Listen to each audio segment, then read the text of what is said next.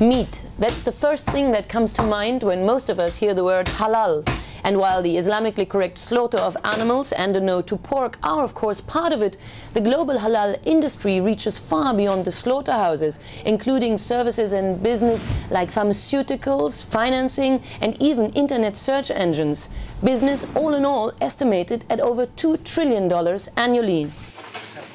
In order to tame this rapidly expanding but poorly regulated market and to ensure that what calls itself halal really is halal, Muslim organizations the world over are working feverishly to develop global halal accreditation. At the forefront, Malaysia, which, in agreement with the organization of the Islamic Conference, insists that regulation of the industry will facilitate trade by speeding up certification for halal producers. First of all, it will make the market to be less confused on which one is more halal and what is halal and who is halal, more halal than who.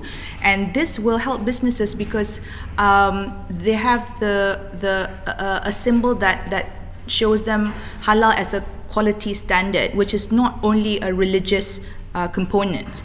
And then for businesses, they can easily trade between the countries because at the moment a company might have to get different halal certification in different parts of the processes and going to different countries.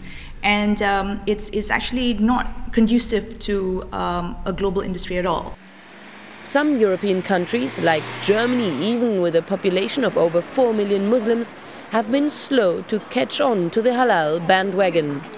And customers outside Europe's largest cities still have a hard time finding halal products.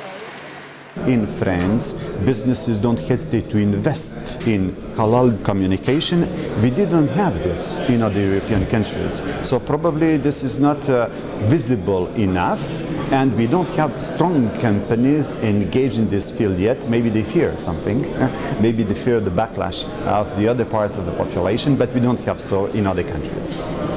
According to the World Halal Forum, the halal food sector is the fastest growing in the world, accounting for 17% of the global food market today. Due to higher Muslim birth rates and immigration trends worldwide, the sector promises enormous potential. In 2010, Europe alone is forecast to generate $68 billion in halal sales, with major multinationals like Nestlé, which already operates 85 halal factories worldwide, reaping the benefits.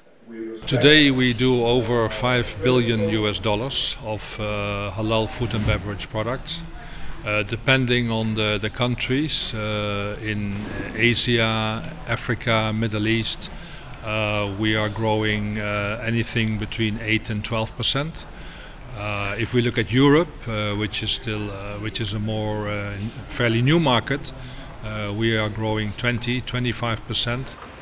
To date, a mostly untapped market, but one with a bright future, is in logistics and transport, essentially ensuring that halal products are transported and stored in halal-compliant environments and segregated from non-halal products to avoid cross-contamination. Latest research from Malaysia shows that consumers also care deeply about the manner in which halal products are handled throughout the supply chain.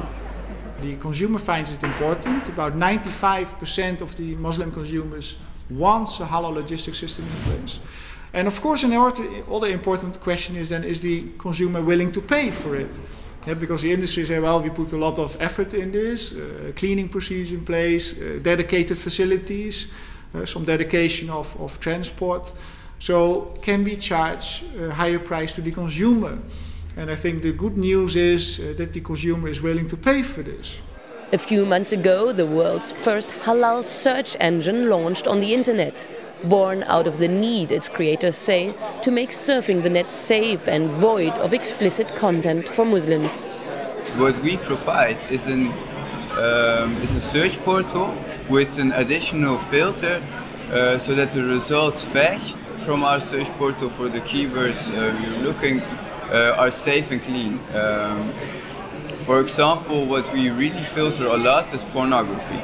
There's a chance of 99.9% that you won't bump into pornography. While the halal growth potential clearly is enormous, Without a globally binding standard and accreditation coming into place fast, much of the current momentum could fade, with rogue traders and confusing halal labels potentially spoiling the party.